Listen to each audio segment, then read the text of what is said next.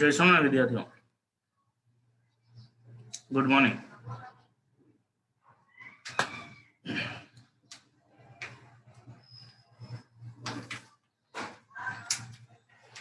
Photo electric અસર માટે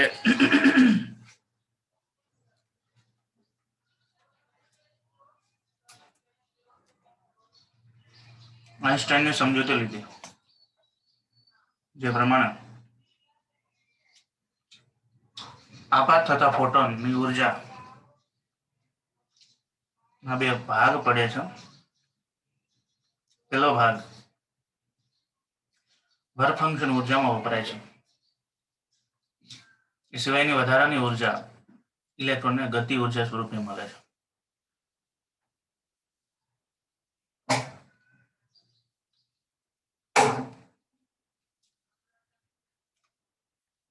ત્યાર પછી એના ઉપરના સ્વાધ્યાયના જે પ્રશ્નો હતા એની વાત કરતા હતા. એના ઉપરના ઉદાહરણના જે દાખલાઓ છે એની વાત કરતા હતા.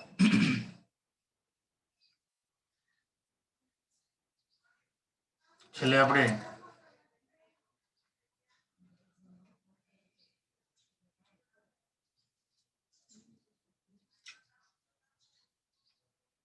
સ્વાધ્યાયનો ચોથો અને સાતમો દાખલો ગણ્યા.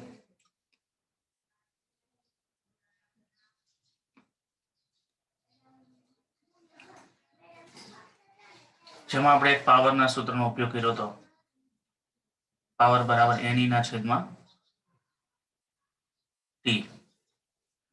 NE એટલે N જેટલા ફોટોનની કુલ ઉર્જા, T એટલે સમય. અહીંયા N મૂકવાનું કારણ ફોટોની સંખ્યા.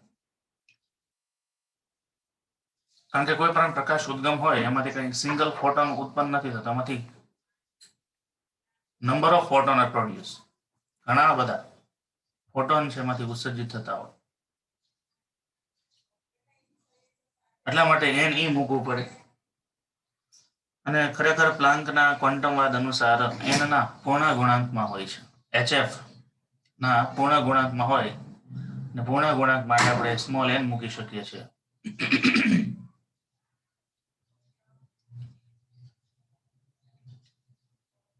આગળ ઉદાહરણ 2, ઉદાહરણ 3 હોમવર્કમાં આપ્યા હતા. 1-2 વિદ્યાર્થીના ફોટો આવ્યા છે, બાકી તો કોઈના ફોટો નથી આવ્યા. કારણ કે આળસ બહુ કરી ગઈ છે.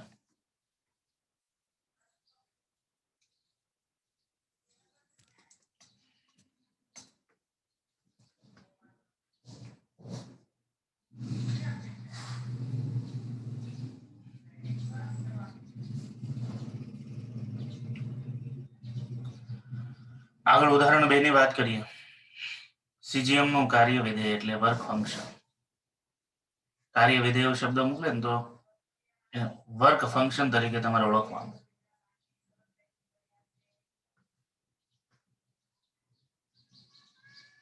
તો CGM નું કાર્ય વિધેય છે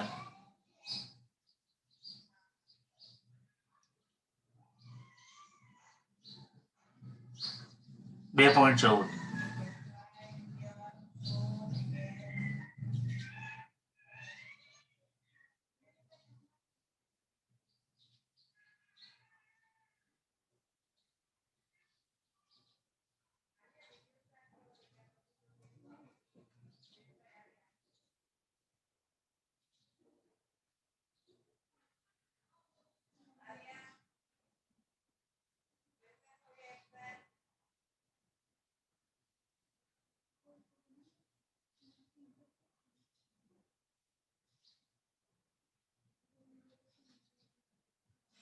પછી આગળ કે છે CGM ની થ્રેશોલ્ડ આવૃત્તિ મેળવવાની છે. થ્રેશોલ્ડ આવૃત્તિ એટલે વર્ક ફંક્શન જેટલી ઉર્જા માટે જરૂરી આવૃત્તિ. અહીંયા વર્ક ફંક્શન ઉર્જા ઇલેક્ટ્રોન વોલ્ટમાં આપ્યો છે, જે વિદ્યુત ભૌતિક રાશિ થાય, અને આવૃત્તિ છે યાંત્રિક ભૌતિક રાશિ થાય.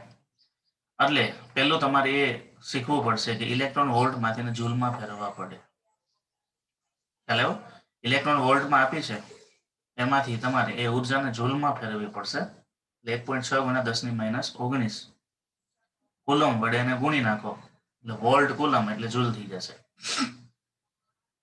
પછી આપણને એમ કહે છે કે જો 0.6 ના સ્પોટિંગ વોલ્ટેજ દ્વારા સ્ટોપિંગ વોલ્ટેજ અને પોટેન્શિયલ દ્વારા ફોટો પ્રવાહ શૂન્ય થતો હોય તો આપાત પ્રકાશની તરંગ લંબાઈ કેટલી? બરાબર. તો થ્રેશોલ્ડ આવૃત્તિ મેળવવાની છે, પછી સ્ટોપિંગ વોલ્ટેજ આપણને આપેલો છે. સ્ટોપિંગ વોલ્ટેજ ઉપરથી આપાત પ્રકાશની તરંગ લંબાઈ એટલે કેટલી તરંગ લંબાઈ આપણે સ્ટોપિંગ વોલ્ટેજ 0.6 મળે. આ બે ગણતરી આમાં કરવાની છે. ધ્યાન આપો. 50 આપણને આપ્યું છે 2.14 electron volt, stopping voltage 0.6 volt જેને આપણે V0 કહીએ છીએ, અને થ્રેશોલ્ડ આવૃત્તિ f ગણવાની છે. Work function 50 is equal two hf0, તો f0 is equal two 50 upon h. પણ 50 શેમાં હોવું જોઈએ? જૂલમાં હોવું જોઈએ. એટલે કે 2.14 ગુણ્યા 1.6 ગુણ્યા 10⁻19 ના ભાગ્યા h ની કિંમત. આપણે થ્રેશોલ્ડ આવૃત્તિ મળે છે 5.16 ગુણ્યા 10⁻14.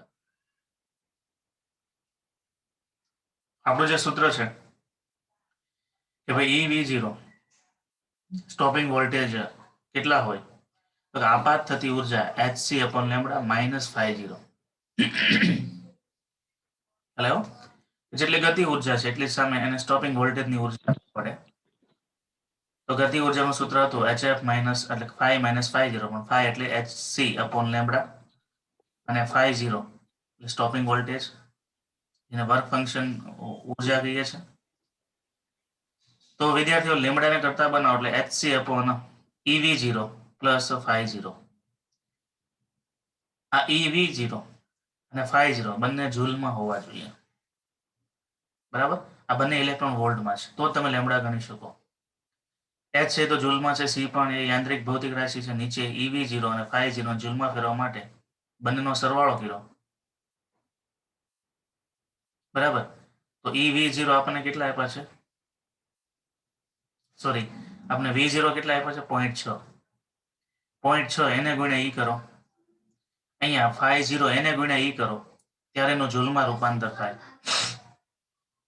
તો બંનેમાંથી E કોમન નીકળી ગયા એટલે કે V0 પ્લસ 50 વધ્યા. બેનો સરવાળો કરી અને E સાથે ગુણી નાખો એટલે જૂલમાં રૂપાંતર થઈ ગયું. બરાબર. એટલે તમારે 1.6 બે વાર ન મૂકવો હોય તો ની વાત છે. અને સાદુરૂપ આપો છો ત્યારે આપણને તરંગ લંબાઈ મળે છે. આ સ્ટોપિંગ વોલ્ટેજ ને અનુરૂપ તરંગ લંબાઈ મળે છે 454 નેનોમીટર. તો વિદ્યાર્થીઓ આ રીતે એની ગણતરી થાય. Hello sir. હા સર, આપણને આન્સર બી માં જે તરંગ લંબાઈ મળી લેમ્બડા, અને આપણને જે આન્સર એમાં આપણને f0 મળ્યો, તો c અપોન f0 કર્યું તો ઈ જે તરંગ લંબાઈ મળે ઈ અને આ તરંગ લંબાઈમાં શું ફરક એમ? પેલી છે ને એ થ્રેશોલ્ડ માટે છે. કાર્ય વિધેય હોય ને એટલે એના માટે માનો કે એટલું એનું વર્ક ફંક્શન ઉર્જા છે તો વર્ક ફંક્શન ઉર્જાને અનુરૂપ ઉર્જા એટલે અનુરૂપ આવૃત્તિ કેટલી. એટલે આ ધાતુની વર્ક ફંક્શન ઉર્જા ઉપરથી નક્કી એટલે થ્રેશોલ્ડ આવૃત્તિ નક્કી. બરાબર. અને આ છે ને તમે સ્ટોપિંગ વોલ્ટેજ આપો એટલે હવે આ વર્ક ફંક્શન ઉર્જાને અનુરૂપ તમે તરંગ લંબાઈ એટલે આવૃત્તિ ગણો અને એના ઉપર તરંગ લંબાઈ પછી આપણે ગણીએ તો એ જે તે ધાતુના વર્ક ફંક્શન ઉર્જાને અનુરૂપ આવૃત્તિ છે અથવા તરંગ લંબાઈ છે. બરાબર. અને આ છે ને એ સ્ટોપિંગ વોલ્ટેજ એટલે માનો કે તમારી પાસે ખાલી માત્ર સ્થિતિ ઉર્જા 0.6 વોલ્ટને અનુરૂપ છે. એટલે સ્થિતિ ઉર્જા ઉપરથી તમને શું મળે? ગતિ ઉર્જા મળે. અને ગતિ ઉર્જા ઉપરથી તમને શું મળે? તો કે ફરીથી તમને એને અનુરૂપ તરંગ લંબાઈ અને આવૃત્તિ મળે. એટલે આ જે છે ને એ 0.6 સ્ટોપિંગ વોલ્ટેજને અનુરૂપ જે ઉર્જા છે એના માટેની તરંગ લંબાઈ છે અને આ છે વર્ક ફંક્શનને અનુરૂપની તરંગ લંબાઈ ટૂંકમાં. પછી એ તરંગ લંબાઈ મળી અને તમે આવૃત્તિ ગણો તો પણ થાય. એટલે આ શું છે કે એક પ્રકારનો ઇલેક્ટ્રોન ગતિ કરતો આવે છે તો એને અનુરૂપ આ V છે એટલે EV0 જેટલી એની પાસે ઉર્જા છે આપણે ધારી શકીએ. ગતિ કરતો ઇલેક્ટ્રોન આવે છે એને રોકવા માટે તમે એટલી ઉર્જા લાગુ પાડો છો.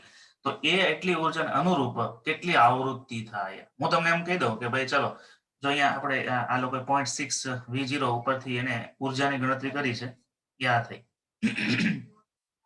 ધારે કે ઈ V0 કરો, V0 તમને આપ્યો છે એની સાથે ઈ કરો એટલે એક પ્રકારની ઉર્જા મળી તમને.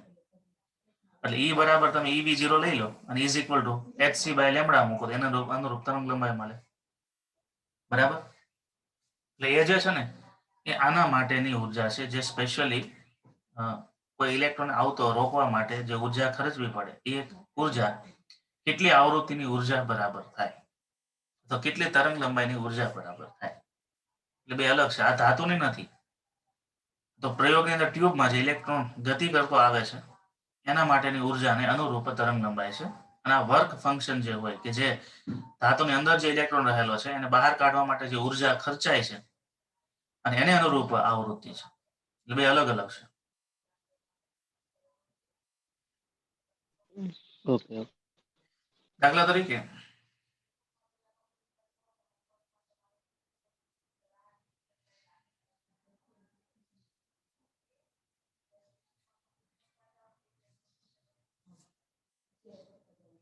માનો કે કોઈ દાધીઓ છે, દાધીઓ એ દાધિયાનું એક લેયર હોય, લેયર ઉપર તમે બોલ ફેંકો તો અમુક ઉર્જા છે ને દાધિયાને દબાવવા માટે વપરાશે, અને એ સિવાયની અમુક ઉર્જાથી એ દાધિયા ઉપર ફેંકેલો બોલ પાછો બાઉન્સ થઈને રિટર્ન થશે. તો તમે જે આપાત ઉર્જા આપીને બે ભાગ થયા, એક ભાગ છે દાધિયાને દબાવવા માટે વપરાણી અને બીજો ભાગ છે પાછો બાઉન્સ થઈને રિટર્ન થયો. એના જેવી વાત છે. તો જે દબાવવા માટે વપરાય છે એને આપણે થ્રેશોલ્ડ ગણીએ અને પાછું બાઉન્સ થઈને રિટર્ન થાય છે અને આપણે સ્ટોપિંગ ગણીએ. તો બે ઉર્જાને અનુરૂપ આપણે તરંગ લંબાઈ કે એને અનુરૂપ આપણે આવૃત્તિ ગણી શકીએ. એ વાત છે.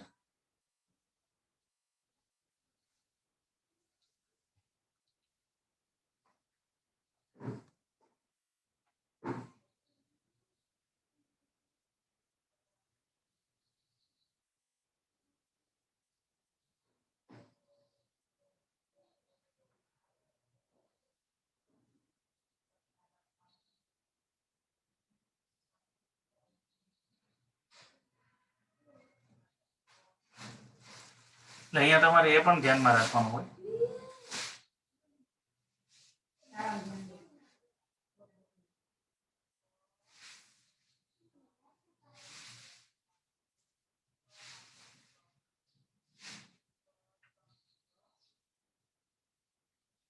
કે તમને જે સ્ટોપિંગ વોલ્ટેજ આપ્યા છે ને એ સ્ટોપિંગ વોલ્ટેજ ખરેખર કેટલા મળે, તો કે આપાત થતી કુલ ઉર્જા માંથી તમે વર્ક ફંક્શન બાદ કરો એટલે.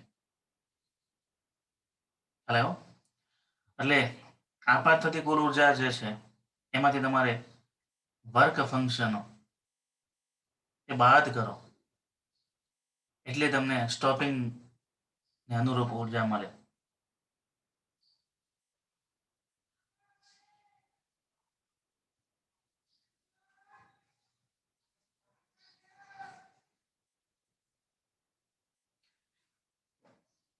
આગળ ઉદાહરણ નંબર 3 ની વાત કરીએ. દ્રશ્ય પ્રકાશ વિસ્તારમાં જાંબલી રંગની તરંગ લંબાઈ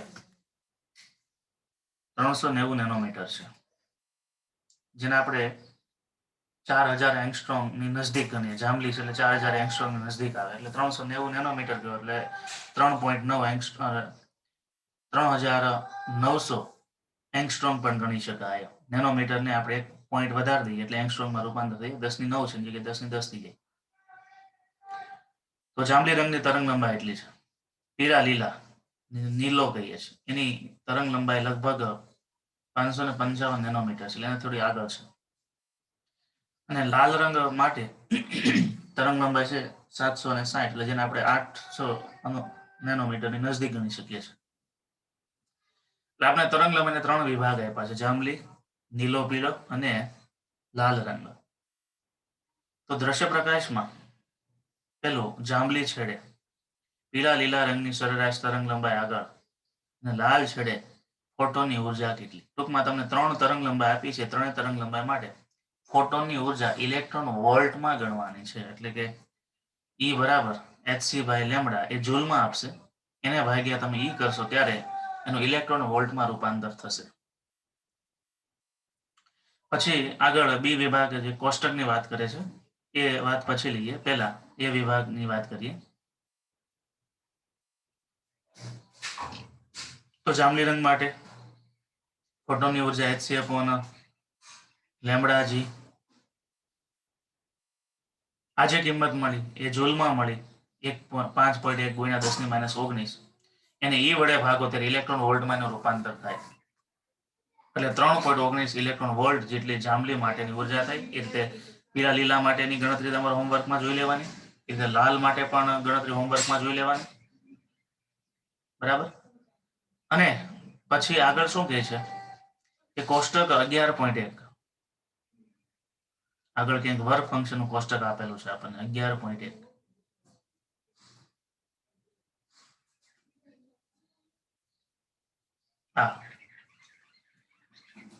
એની સાથે અમુક ધાતુનું કમ્પેરિઝન કરવાનું છે કે આ રંગમાં કઈ કઈ ધાતુમાં ફોટો ઇલેક્ટ્રિક અસર જોવા મળે, એવી કઈક વાત છે. તો રકમ આગળ જોઈએ કે આ કોષ્ટકમાં આ ધાતુ આપી છે, ધાતુની સાથે સાથેના વર્ક ફંક્શન આપ્યા છે. કઈ ધાતુ માટે ફોટો ઇલેક્ટ્રિક અસર જોવા મળે, જે ધાતુ માટે એનો વર્ક ફંક્શન કરતા આપાત ઉર્જા વધારે હોય એમાં ફોટો ઇલેક્ટ્રિક અસર જોવા મળે. એના આન્સર આપવાના છે. એટલે એ ટાઈપનો પ્રશ્ન તો રેર કેસમાં પૂછાય. બાકી તમને આ જનરલ પ્રશ્નો છે ને એ એક માર્ક્સ એમસીક્યુ માટે પૂછી શકે. એમાં મેળવેલ પહેલું, બીજું અને ત્રીજું પરિણામો પરથી તમે એવી પ્રકાશની સંવેદિતા બનાવી શકો જે દ્રશ્ય પ્રકાશ સાથે કાર્ય કરે, બરાબર. તો આ જે પરિણામ મળ્યા એના ઉપરથી એ ટેબલ ઉપરથી તમે કઈ ધાતુનો ઉપયોગ કરો કે જે દ્રશ્ય પ્રકાશ સાથે કાર્ય કરી શકે, બરાબર. તો બધાનું તમારે કમ્પેર કરવું પડે, બરાબર. તો આપણને જે ઉર્જા મળી એ કઈ મળી છે તો કે લાલ માટે છે 1.64, પીળા માટે છે 2.26 અને જાંબલી માટે છે 3.19. હવે એમાંથી એવી ધાતુ જુઓ કે જેનો વર્ક ફંક્શન 1.64 કરતા ઓછો હોય. જે ધાતુનો વર્ક ફંક્શન 1.64 કરતા ઓછો હોય એ ધાતુ દ્રશ્ય, કારણ કે 1.64 જો રિસ્પોન્સ આપે તો 2.26 આપવાનું છે અને 3.19 કારણ કે દ્રશ્ય પ્રકાશની આ લોઅર રેન્જ થઈ, હાયર રેન્જ થઈ. તો એ ટેબલમાંથી તમારે જોવાનું કે કઈ ધાતુનો વર્ક ફંક્શન 1.64 કરતા ઓછો હોય, બરાબર. એ બધી જ ધાતુઓ દ્રશ્ય પ્રકાશ માટે રિસ્પોન્સ આપશે, એ સિવાયની દ્રશ્ય પ્રકાશ માટે રિસ્પોન્સ નહીં આપે. આમાંથી એમસીક્યુ બનાવી દઈશ, બરાબર. કે આના વર્ક ફંક્શન એટલા છે તો આમાંથી કઈ ધાતુ આ રંગ માટે ફોટો ઇલેક્ટ્રિક અસર આપે, બરાબર. તો એ ટાઈપનો આખો પ્રશ્ન બનતો હોય છે, એમાં કોષ્ટકવાળો એમસીક્યુ બનતો હોય છે. ખાસ તો જે નીટમાં આ ટાઈપના પ્રશ્નો પૂછે છે, નીચેના કોષ્ટકમાંથી કઈ કઈ ધાતુનો લાલ રંગ માટે ફોટો ઇલેક્ટ્રિક અસર જોવા મળે છે, એટલે ફોટો ઇલેક્ટ્રિક અસર આપે છે. એટલે આમાં આગળ એ આખું ટેબલ ને કઈ બતાવ્યું નથી, પણ એ તારણ તમારે જોઈ લેવાનું, ખ્યાલ આવી જાય એવું છે. સ્વાધ્યાયનો પહેલો દાખલો.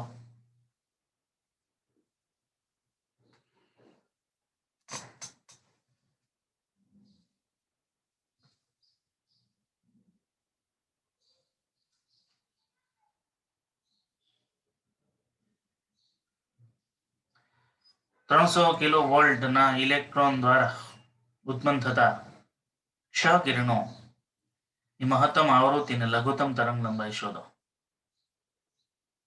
આપણને વોલ્ટેજ આપ્યા છે, વોલ્ટેજ ઉપરથી ઈવી એટલે આપણે સ્થિતિ ઉર્જા મળે, સ્થિતિ ઉર્જા ઉપરથી આપણને આવૃત્તિ તરંગ લંબાઈ બંને મળે. કિલો વોલ્ટ છે, બરાબર. તો વી બરાબર 300 કિલો વોલ્ટ એટલે 30 ગુણ્યા 10⁻³ વોલ્ટ આવૃત્તિ અને તરંગ લંબાઈ મેળવવાની છે. ઈ બરાબર EV0 અને EV0 બરાબર HF થાય. F બરાબર EV0 ના છેદમાં H થશે. E ગુણ્યા V કરો ના ભાગ્યા H કરો ત્યારે તમને મેક્સિમમ આવૃત્તિ મળે. મેક્સિમમ આવૃત્તિ છે તરંગ લંબાઈ મિનિમમ લેમડા મિનિમમ બરાબર C/F. આ એક માર્ક્સના બધા પ્રશ્નો છે, એના પરથી આ તરંગ લંબાઈ મળશે. સ્વાધ્યાયનો બીજો પ્રશ્ન 3 માર્ક્સ માટે IME, કારણ કે ABC એમ 3 વિભાગ છે. સીજીએમ ધાતુનું કાર્યવિધેય એટલે વર્ક ફંક્શન છે 2.14 ઇલેક્ટ્રોન વોલ્ટ. જ્યારે 6 × 10⁻14 હર્ટ્ઝનો પ્રકાશ આ ધાતુની સપાટી પર આપાત થાય ત્યારે ફોટો ઇલેક્ટ્રોનનું ઉત્સર્જન થાય છે. એટલે આની જે ઉર્જા છે એના કરતાં વધારે છે તો જ ઉત્સર્જન થતું એવું લખ્યું છે. તો આ ઉત્સર્જિત થયેલા ઇલેક્ટ્રોનની મહત્તમ ગતિ ઉર્જા કેટલી, એનો સ્ટોપિંગ પોટેન્શિયલ વોલ્ટેજ કેટલો, બરાબર, અને ફોટો ઇલેક્ટ્રોનની મહત્તમ ઝડપ કેટલી, વેગ એટલે ગતિ ઉર્જા, વોલ્ટેજ અને વેગ ત્રણેય ગણવાનું છે. તો જે આ પ્રકાશની ઉર્જા છે એમાંથી એટલી ઉર્જા તો કાર્ય વિધેય એટલે વર્ક ફંક્શન માટે વપરાઈ જશે. બાકીની જે ઉર્જા વધે છે એ ગતિ ઉર્જા સ્વરૂપે મળશે. એના કારણે સ્ટોપિંગ વોલ્ટેજ એટલે આપવા પડે, એના કારણે આપણે મહત્તમ ઝડપ મળે. કોઈ પણ દાખલાની રકમ બધે તમને આમ આઈડિયા આવી જવો જોઈએ, આમાં એટલું આમ કરવાનું છે. શું આપેલું છે એના પરથી શું મેળવી શકીએ આ ચેપ્ટરમાં એ જ ખાસ અગત્યનું છે. તો કે મેક્સિમમ આ વર્ક ફંક્શન આપ્યું છે, આવૃત્તિ આપી છે. કે મેક્સિમમ સૂત્ર છે HF - 50, પણ એ જૂલમાં આવવું જોઈએ, અહીંયા ઇલેક્ટ્રોન વોલ્ટમાં છે. એ ખાસ ધ્યાન રાખજો. આ ચેપ્ટરમાં ઇલેક્ટ્રોન વોલ્ટના જૂલનો જો તમે ભેદ ન પારખી શક્યા, એટલે ભૂલ કરી, તો ગણતરી સાચી હશે તો MCQ માં જવાબ નહીં મેચ થાય. તો આ પદનું તમે સાદુરૂપ આપો એટલે આપણને મહત્તમ ગતિ ઉર્જા મળે છે 0.34 ઇલેક્ટ્રોન વોલ્ટ.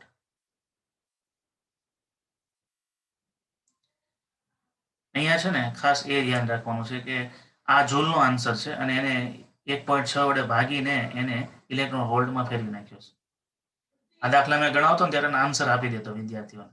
ગણતરી એને હોમવર્કમાં આપો, આન્સર આપી દેતો એટલે આન્સર લખી નાખે, ગણતરી પાછળથી કરી હોય, બરાબર. તો પહેલા તમને એમ થાય આખી ગણતરી ઇલેક્ટ્રોન વોલ્ટમાં ન કરી શકે, ના, કારણ કે HF છે, HF વાળું પદ છે જૂલમાં હોય, બરાબર. એટલે આ 50 ને તમારે જૂલમાં ફેરવવું પડે, એટલે બંને ગણતરી જૂલમાં થાય તો જ એનો તફાવત લઈ શકો. ત્યાર પછી એને 1.6 વડે ભાગી અને ઇલેક્ટ્રોન, અને પહેલેથી તમારે ઇલેક્ટ્રોન વોલ્ટમાં ફેરવું, આ પદને તમારે E વડે ભાગી નાખવાનું. તો અહીં કંઈ કરવાની જરૂર નથી, તો આખો જવાબ છે ઇલેક્ટ્રોન વોલ્ટમાં જ મળે. બરાબર. આઇન્સ્ટાઈનની થિયરી અનુસાર સ્ટોપિંગ વોલ્ટેજ છે ગતિ ઉર્જા જેટલો જ થાય. તો V0 બરાબર K maximum upon E. K maximum શેમાં છે? ઇલેક્ટ્રોન વોલ્ટમાં છે, ને E વડે ભાગો એટલે કેન્સલ થઈ ગયા, એટલે તમને V0 મળ્યા. અહીંયા ધ્યાન રાખવાનું કે આને E વડે ભાગી નાખો છો એટલે પછી ઇલેક્ટ્રોન વોલ્ટમાં ન આવે, આ જૂલમાં થઈ જાય.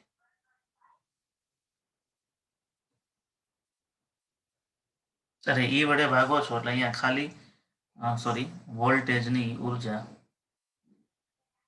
EV0 બરાબર કે મેક્સ, એટલે ખાલી વોલ્ટેજ મળે, આ ખાલી વોલ્ટેજ મળ્યા. અહીંયા એક બી માંગ્યું છે સ્ટોપિંગ પોટેન્શિયલ કેટલો, ખાલી વોલ્ટેજ જ તમારે ગણવાનું છે. અહીંયાથી EV0 કાઢી નાખજો, ખાલી વોલ્ટેજ મળશે. સ્ટોપિંગ વોલ્ટેજ કેટલા મળ્યા? 0.34 વોલ્ટ, કારણ કે E કેન્સલ થઈ ગયા.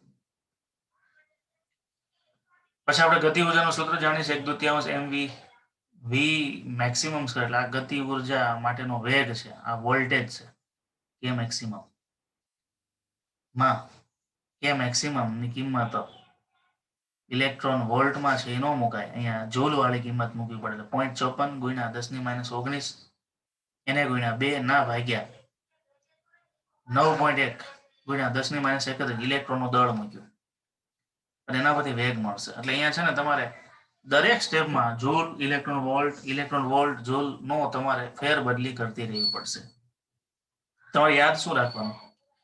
જો તમારે કોઈ યાંત્રિક ભૌતિક રાશિ મેળવવાની હોય, સમજો, તો સામેની બાજુના બધા જ મૂલ્યો યંત્રશાસ્ત્રમાં હોવા જોઈએ, એટલે કે જૂલમાં હોવા જોઈએ. માનો કે તમારે વેગ મેળવવો છે, તો વેગ મેળવવા માટે આ જે ઉર્જા છે ઇલેક્ટ્રોન વોલ્ટમાં ને જૂલમાં હોવી જોઈએ, બરાબર. તો જ તમે વેગ, કારણ કે વેગ છે યાંત્રિક ભૌતિક રાશિ છે. બીજી વાત, અહીંયા માનો તમારે વોલ્ટેજ મેળવવા, એટલે એ વિદ્યુત ભૌતિક રાશિ થઈ. વિદ્યુત ભૌતિક રાશિ મેળવવા માટે તમારે ઉર્જા છે જૂલમાં નો આપવી પડે, ઇલેક્ટ્રોન વોલ્ટમાં આપવી પડે.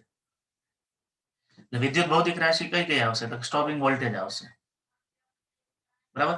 સ્ટોપિંગ વોલ્ટેજ છે એક જ વિદ્યુત ભૌતિક રાશિ છે જેમાં તમારે ઇલેક્ટ્રોન વોલ્ટની જરૂર પડે. બાકી આવૃત્તિ, પછી તરંગ લંબાઈ, પછી મહત્તમ વેગ, પછી દળ, આમાંથી તમને કેટલો વેગ હોય તો એ પદાર્થનું દળ કેટલું, તો બધી યાંત્રિક ભૌતિક રાશિ થઈ. તો આ બાજુની ઉર્જા છે તમારે જૂલમાં લઈને જ ગણતરી કરવી પડે. આ વસ્તુ ખાસ યાદ રાખવાની. તમારે કઈ ભૌતિક રાશિ મેળવવાની છે એના આધારે તમારે ફેરબદલી કરવાની રહી છે. બરાબર. તો ખાસ એમાં ભૂલ નહીં કરતા. સ્વાધ્યાયનો બીજો દાખલો એ રીતે પૂરો થાય છે. સ્વાધ્યાયના ત્રીજા દાખલાની વાત કરીએ. એક પ્રયોગમાં photo electric cut off voltage. Cut off voltage એટલે સ્ટોપિંગ વોલ્ટેજ. કટ ઓફ નું બીજું નામ છે સ્ટોપિંગ વોલ્ટેજ. એ 1.5 વોલ્ટ છે. સ્ટોપિંગ વોલ્ટેજ 1.5 આપ્યું છે. તો ઉત્સર્જાયેલા ફોટો ઇલેક્ટ્રોનની મહત્તમ ગતિ ઉર્જા કેટલી? બરાબર. તેમાંથી ઉત્સર્જિત થતા તો ગતિ ઉર્જા છે કોના જેટલી હોય? સ્ટોપિંગ વોલ્ટેજ જેટલી હોય. બરાબર. એ રીતે એની ગણતરી કરવી પડે.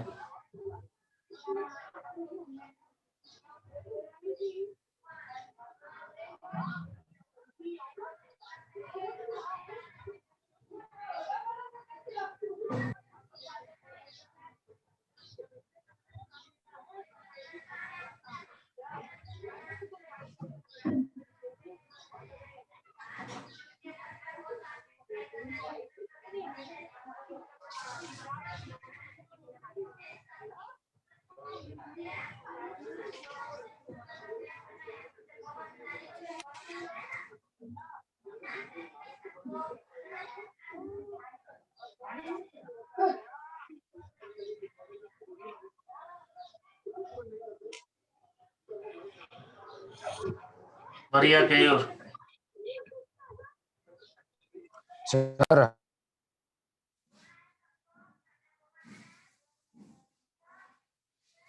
તમારો માઇક્રોફોન ઓન થઈ ગયો હતો, અવાજ આવતો હતો.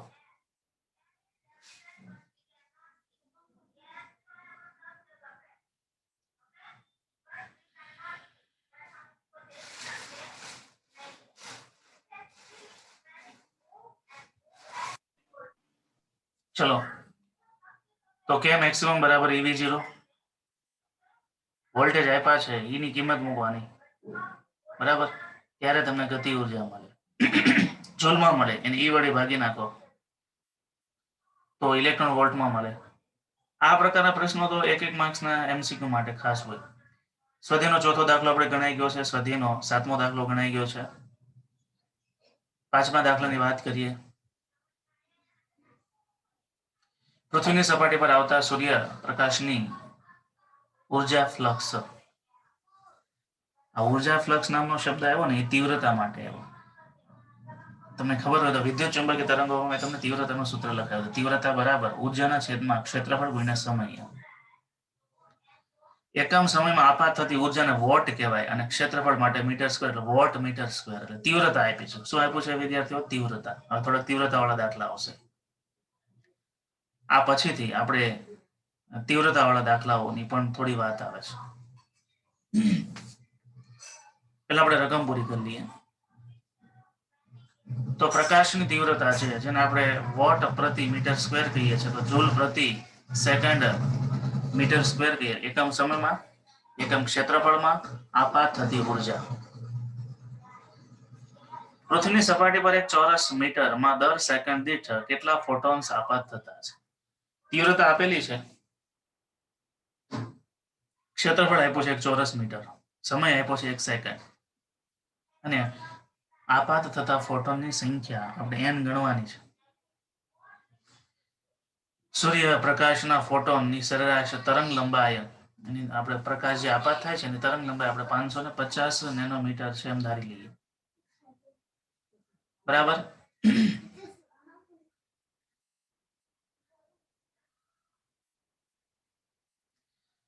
તો આગળ જોઈએ.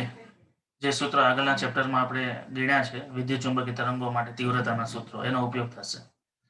તીવ્રતા આપણને આપેલી છે, ક્ષેત્રફળ આપ્યું છે, સમય આપ્યો છે, સંખ્યા ગણવાની છે, તરંગ લંબાઈ આપ્યો છે. એકમ ક્ષેત્રફળ દીઠ પાવર એટલે I બરાબર P ના છેદમાં A. બરાબર. તો અહીંયા I બરાબર P ના છેદમાં A. P એટલે પાવર, ઉર્જાના છેદમાં T પણ કહી શકીએ.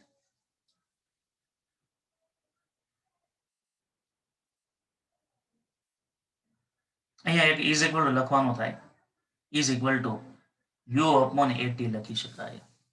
પણ વાંધો નહીં, પાછળ આપ્યું છે ને P બરાબર NE ના છેદમાં T લેતા. એકમ સમયમાં n જેટલા ફોટોન ની ઉર્જા ને ફોટોનનો પાવર કહેવાય. એ પણ છે.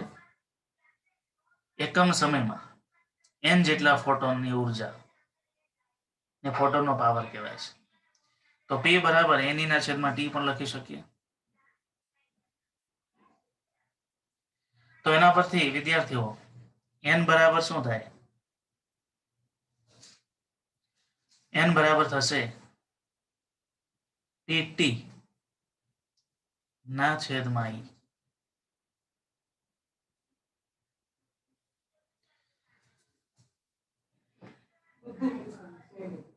E બરાબર શું છે? HCF lambda. એટલે અહીંયા છે ને તમારે એક વસ્તુ ધ્યાન રાખવાની,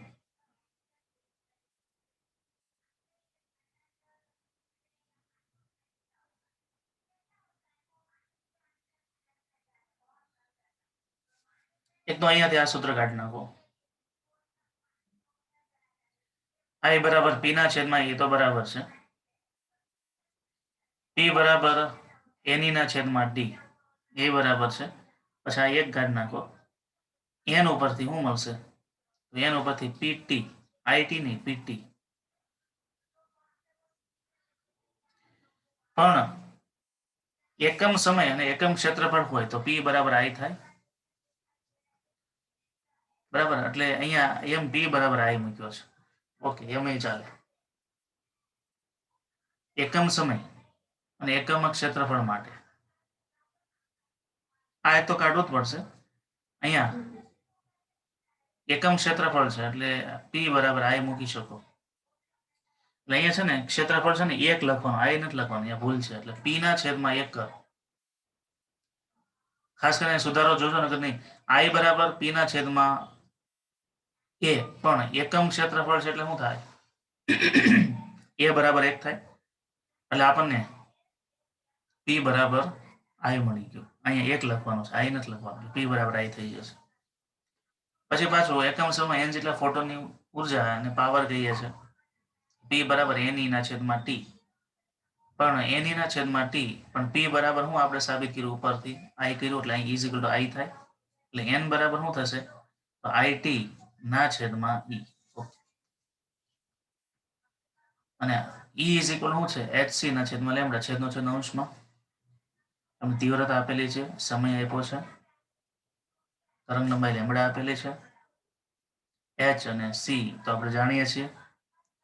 એ બધાનું સાદુરૂપ આપો એટલે તમને ફોટોનની સંખ્યા મળી જાય પ્રતિ સેકન્ડ અને પ્રતિ ક્ષેત્રફળ.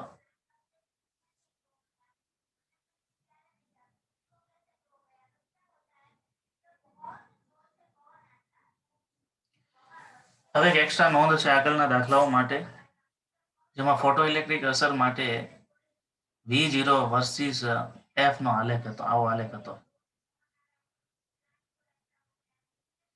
સ્ટોપિંગ વોલ્ટેજ, વિદ્યુત આવૃત્તિનો આલેખ. તમે જેમ જેમ આવૃત્તિ વધારતા જાવશો તેમ સ્ટોપિંગ વોલ્ટેજનું મૂલ્ય વધતું જાય. તો V0 વર્સિસ F નો આલેખ જે છે એ તો છે જ. આપણી પાસે સૂત્ર શું છે? તો કે EV0 is equal two HF minus ∅0. V0 ને કરતા બનાવો એટલે H અપોન E એને ગુણ્યા F માઇનસ ∅ અપોન E થાય. આ સમીકરણ છે ને y બરાબર mx પ્લસ c સાથે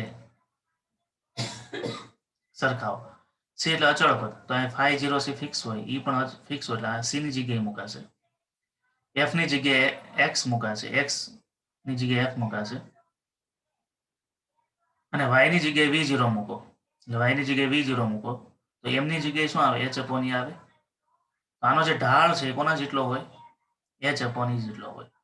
તો H બરાબર શું થાય? તો ઢાળ ગુણ્યા E થાય. એટલે એ પ્રયોગમાં V0 વર્સિસ F નો આલેખ તમે દોરો. નો જે ઢાળ મળે એ ઢાળને તમે ઈ સાથે ગુણી નાખો એટલે આપણને પ્લાન્કનો અચળાંક h મળી જાય.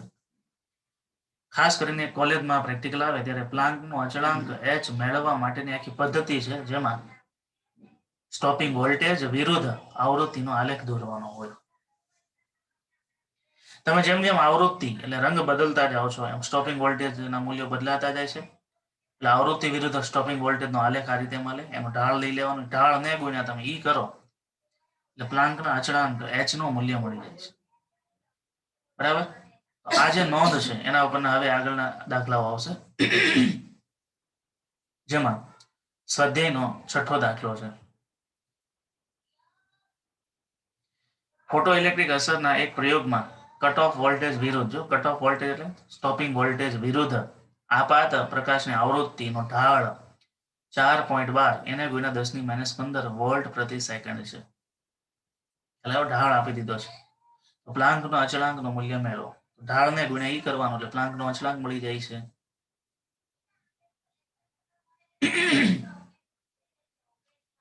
ઢાળ છે ને આપણે વોલ્ટ સેકન્ડમાં આપ્યો છે, એટલે વિદ્યુત ભૌતિક રાશિમાં આપ્યો છે. એને ગુણ્યા તમારે ઈ કરવું પડે તો એનું જૂલ સેકન્ડમાં રૂપાંતર થાય. તો ફોટો ઇલેક્ટ્રિક અસર પરથી પ્લાન્કનો અચળાંક h સ્લોપ એને ગુણ્યા ઈ 4.12 ગુણ્યા 10⁻15 એને ગુણ્યા 1.6 ગુણ્યા 10⁻19 કરો, સાદુરૂપ આપો એટલે જૂલ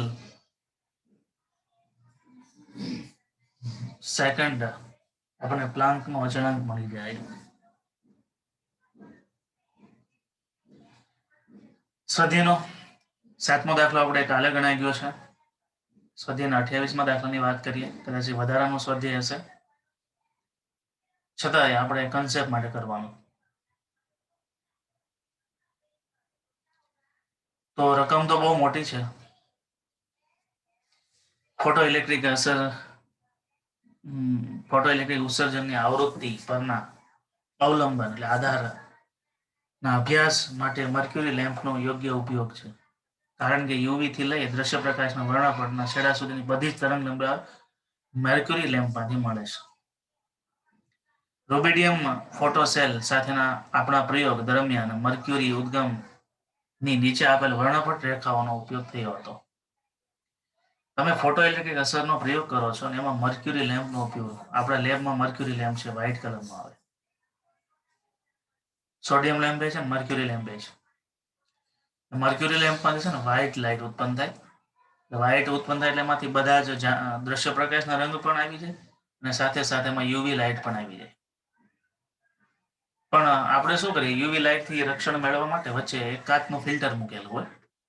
કારણ કે આપણે લાઇટ છે મર્ક્યુરીની એ માઇક્રોસ્કોપમાંથી જોવાની હોય, એટલે કાચમાંથી જ પસાર થઈને આવે, એટલે આંખને કોઈ નુકસાન નથી કરતું. ડાયરેક્ટલી મર્ક્યુરી લેમ્પને તમે જોવો તો થોડું નુકસાન થાય. તો એ મર્ક્યુરી લેમ્પનો ઉપયોગ થયો છે પ્રકાશના ઉદ્ગમ તરીકે. અને રોબિડિયમ ધાતુમાંથી બનેલો ફોટોસેલ એને આપણે ફોટો સેન્સર તરીકે મૂકેલું છે. તો મર્ક્યુરી લેમ્પની વર્ણપટ રેખાઓ કઈ કઈ આવે છે? λ1, λ2, λ3, λ4, λ5, 5 રેખા આવી છે. તેને અનુરૂપ રોબિડિયમના આપણે સ્ટોપિંગ વોલ્ટેજ મળે છે V01, V02, V03, V04 અને V05. એટલે તરંગ લંબાઈ વિરુદ્ધ સ્ટોપિંગ વોલ્ટેજનો આપણને એક સંબંધ આપ્યો છે. તરંગ લંબાઈ ઉપરથી આપણે આવૃત્તિ ગણી શકીએ. તો આ અવલોકનો પરથી પ્લાન્કના અચળાંક h નું મૂલ્ય, પછી આપેલ દ્રવ્ય માટે થ્રેશોલ્ડ આવૃત્તિ અને કાર્ય વિધેય એટલે સ્ટોપિંગ વોલ્ટેજ મેળવવાના છે. બરાબર. અને h ની ગણતરી માટે e ની જરૂર પડે આપણે એટલું લેવાનું છે. પછી સોડિયમ અને લિથિયમ અને પોટેશિયમ વગેરે પણ મિલિકાને આવા પ્રયોગો કર્યા હતા, જેમાં તેમને ઓઇલ ડ્રોપ થી મેળવેલ ઈનું મૂલ્યનો ઉપયોગ કરીને આઇન્સ્ટાઈનના ફોટો ઇલેક્ટ્રિક અસરની સત્યતા ચકાસી હતી. તે સાથે જ એચના મૂલ્યને સ્વતંત્ર અંદાજ આપ્યો હતો. યાદ આવે છે મિલિકાનનો પ્રયોગ ઓઇલ ડ્રોપનો, આપણે પહેલા ચેપ્ટરમાં આવ્યો હતો. ઓઇલ ડ્રોપ, મિલિકાનના ઓઇલ ડ્રોપના પ્રયોગ ઉપરથી ઈના વિદ્યુત ભાર નક્કી થયો છે. ઇલેક્ટ્રોનનો વિદ્યુત ભાર નક્કી કરનાર કોણ છે? મિલિકાન. ઇલેક્ટ્રોનની શોધ કરનાર તો કોણ હતું? થોમ્સન. પણ ઇલેક્ટ્રોન પરનો વિદ્યુત ભાર 1.6 ની શોધ કરનાર મિલિકાન હતું. તો આપણે મિલિકાનનો ઓઇલ ડ્રોપનો પ્રયોગ પહેલા પ્રકરણમાં સ્વાધ્યાયના એક દાખલામાં પણ ગણતરી કરી છે. ટૂંકમાં મિલિકાને ઓઇલ ડ્રોપનો પ્રયોગ કર્યો અને ત્યાર પછી આ પ્રયોગ કર્યો. બે પ્રયોગ પરથી એકમાં ઈનું વેલ્યુ મેળવી અને ઈનું વેલ્યુ જે મળી એનો ઉપયોગ કરીને આમાં એચની વેલ્યુ મળી. એચની વેલ્યુ જે આઈન્સ્ટાઈને કીધી, પ્લાન્કે કીધી એના જેટલી જ મળતી હતી. એટલે આખા પ્રયોગનું ક્રોસ વેરિફિકેશન કર્યું અને એમાં પણ એને કરેક્ટ રિઝલ્ટ મળે છે. એટલે રકમ બહુ લાંબી છે પણ એ રકમ એક આખી પ્રેક્ટિકલ પ્રોસેસ ઉપરથી બતાવી છે. જે મેં તમે પ્રેક્ટિકલ કેમ ફિલ્ટર બદલતા હતા એમ ફિલ્ટર અલગ અલગ બદલીને તરંગ લંબાઈ બદલી એના માટેના સ્ટોપિંગ વોલ્ટેજ માપ્યા હોય અને એ રીતે રીડિંગ લીધેલા હોય. તો ફોટો ઇલેક્ટ્રિક અસરમાં વોલ્ટેજ વિરુદ્ધ આવૃત્તિનો આલેખનો ઢાળ આ રીતે મળે. આ વોલ્ટેજનો ફેરફાર છે, આવૃત્તિનો ફેરફાર છે. H/E is equal to delta V upon delta F થાય. H is equal to શું થશે? ડેલ્ટા V એટલે અંતિમ માઇનસ પ્રારંભિક, અંતિમ માઇનસ પ્રારંભિક ના છેદમાં એને ગુણ્યા E. બરાબર? કારણ કે E ને અહીંથી ગુણાકારમાં લઈ લીધું. તો H is equal to અંતિમ માઇનસ પ્રારંભિક ના છેદમાં F એટલે શું થાય? HC by lambda. HC by lambda C common કાઢ્યો. બરાબર? અને એને ગુણ્યા E કરી નાખ્યો.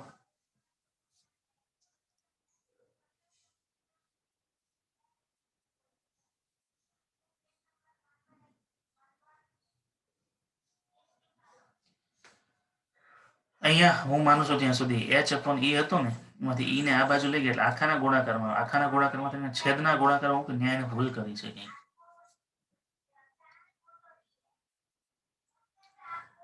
હવે તમે એક આનું છે ને એક ક્રોસ કરી લેજો.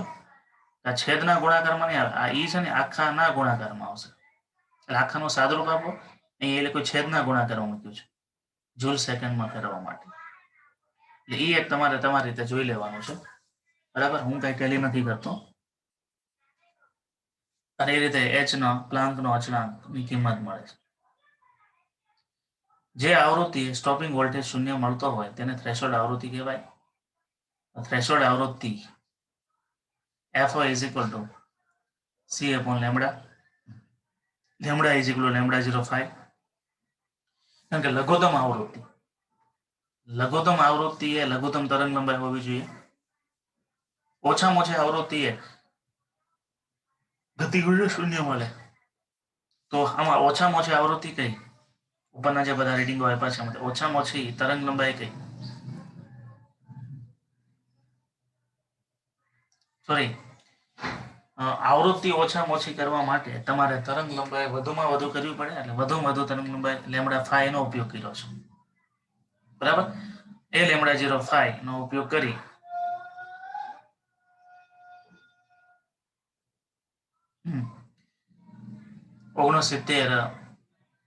.07 એંગસ્ટ્રોમ નો ઉપયોગ કર્યો છે. તો એના માટેનું શું થયું? થ્રેશોલ્ડ આવૃત્તિ થઈ. થ્રેશોલ્ડ આવૃત્તિને અનુરૂપ વર્ક ફંક્શન ગણવું હોય તો phi બરાબર HF0 એને અનુરૂપ વર્ક ફંક્શન મળે છે. કોનો? રૂબિડિયમનો. એટલે આ રીતે ABC માં એ વિભાગમાં અહીંયા થોડું કરેક્શન છે સાદરૂપમાં, એ તમારે જોઈ લેવાનું. બાકીના બધા વિભાગો તો કમ્પ્લીટ છે. અને હું માનું છું ત્યાં સુધી આ વર્ષમાં તો એક્સ્ટ્રા વધારાનું સ્વાધ્યાય છે નહીં હોય, પણ છતાંય એઝ એ MCQ અથવા તો કોઈ પણ એક્ઝામ માટે આપણે એનું એ રીતે સાદરૂપ આપી શકીએ. સ્વાધ્યાયનો 8મો દાખલો.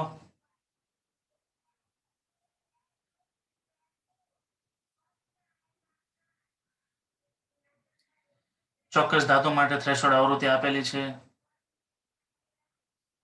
થ્રેશોલ્ડ આવૃત્તિ F0 આપેલી છે અને એના પર આપાત થતી આવૃત્તિ F આપેલી છે. તો સ્ટોપિંગ વોલ્ટેજ મેળવવાનો છે. F0 આપ્યું છે, F આપ્યું છે. સૂત્ર છે V0 EV0 is equal to HF. V0 ગણો તો HF upon E, HF0 upon E, HF upon E માં H E કોમન કાઢ્યો. F minus F0 નો સાદરૂપ આપ્યું સ્ટોપિંગ વોલ્ટેજ મળ્યો 2 વોલ્ટ. નવમો દાખલો પણ એ જ રીતે થાય છે. હલો સર, હા ઓલો આપણે 28મો દાખલો હતો ને, આ પ્રોબ્લેમ છેદમાં 1.6, હમ એમાં આમાં બુક પ્રમાણે ગણતરી 6.64 એટલે આવી છે કે છેદમાં એને ઈ કર્યો છે, બાકી ગુણાકારમાં ઈ કરવી ને તો એનો જવાબ આવે 5.284 ગુણ્યા 10⁻²4. હમ હમ. તમે કીધું ને ગુણાકારમાં આવે એમ, એ પ્રમાણે. એક મિનિટ હો. એને ગુણ્યા ઈ કરો.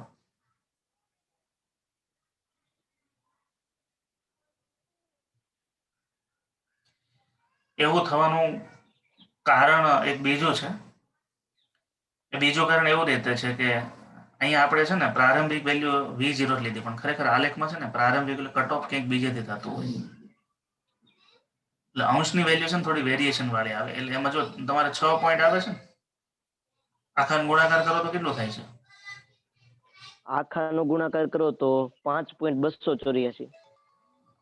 અને 10 ની ઘાત 10⁻²4. તો ઘાત એ બદલાય ગઈ ને. હમ હું રેફરન્સમાં જોઈ લઉં છું, હાલો ને કંઈક ભૂલ તો હશે એમાં, હમ અથવા તમે ક્યાં સુધારો કર્યો હશે જોવું પડશે. કારણ કે તમે સાદુરૂપ પ્રમાણે જુઓ છો તો ઢાળ બરાબર સૂત્ર થાય ઢાળ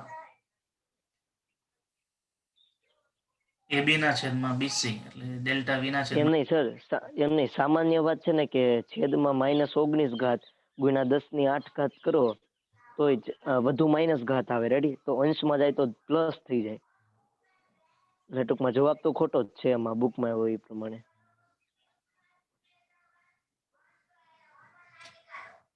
એટલે એ કંઈક જોવું પડશે. મેં ક્યાં સુધારો કરાવ્યો છે.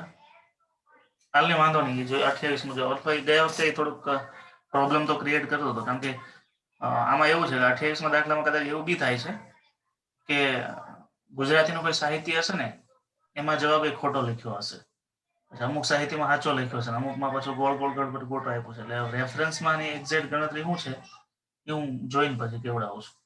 કાલે જોઈશું, પાછું આનું વેરિફિકેશન કરવું પડશે.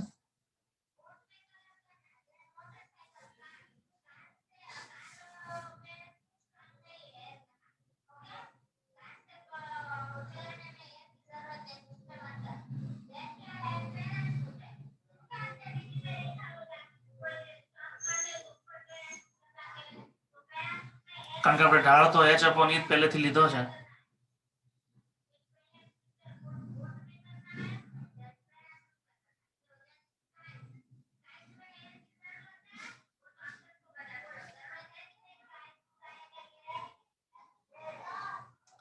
જોઈ લો છો. 9મા દાખલાની વાત કરતા હતા. આમ તો હવે જે 9મો દાખલો છે કે એના પછીના જે ન્યુમેરિકલ છે એક હોમવર્કમાં આપો છો. 9મોય થઈ જાય એવો છે, 10મોય થઈ જાય એવો છે, 11મોય થઈ જાય એવો છે. 9, 10, 11 હોમવર્કમાં આપો છો, થઈ જશે, ટ્રાય કરજો. 28 હું જોઈ લઉં છું, ત્યાં કરેક્શન કરવું પડે એમ છે.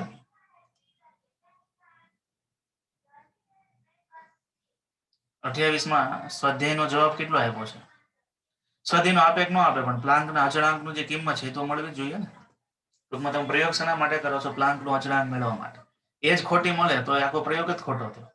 ગણતરીમાં કે કંઈક આપણા અન્ડરસ્ટેન્ડિંગમાં કે કંઈક ક્ષતિ રહી જતી હશે, એ કંઈક જોવું પડશે. અહીંયા આપણે પૂરું કરીએ, બરાબર. અને કાલે તમારે તરંગ પ્રકાશ શાસ્ત્રની ટેસ્ટ છે, MCQ ટેસ્ટ, બરાબર, બંને લીથામાંથી. અને ટેસ્ટનો ટાઈમ શક્ય હશે તો આપણે મોર્નિંગમાં જ રાખીએ છીએ. જે રવિવાર છે એટલે કંઈ કોઈનો પીરિયડ તો હશે નહીં મોર્નિંગમાં. એટલે મોર્નિંગમાં જ આપણા પીરિયડ ટાઈમમાં જ ટેસ્ટ એ ગોઠવણી કરીએ છીએ. કાલે સર એક મેથ્સનો લેક્ચર છે અને બીજી કેમેસ્ટ્રીની ટેસ્ટ છે. કેમેસ્ટ્રીની ટેસ્ટ શેની છે? આખો યુનિટ છે કે કોઈ ચેપ્ટર છે? હા, એક યુનિટ છે ને ટૂંકમાં 1.5 યુનિટ છે.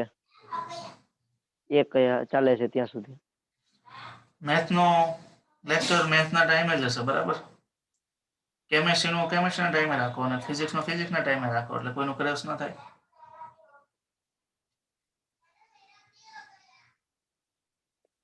અને કા બે સાથે રાખ્યું હોય તો એ રીતે ઇન્ફોર્મ કરવું પડશે.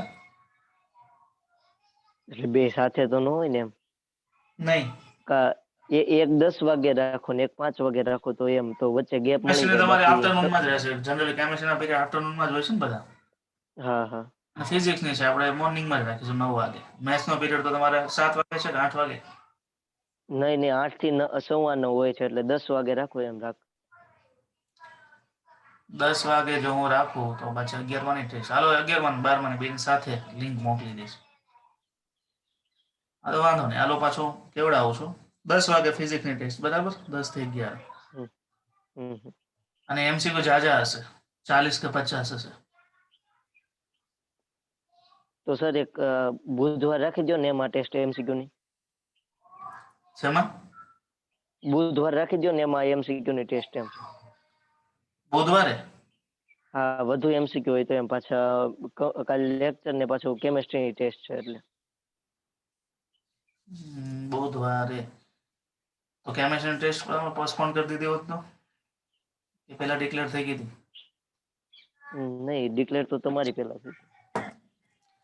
વાંધો નહીં, આપણે બુધવાર રાખી દઈએ. બીજું બુધવાર હમ આપમાં રહેશે, પીરિયડમાં નહીં. હમ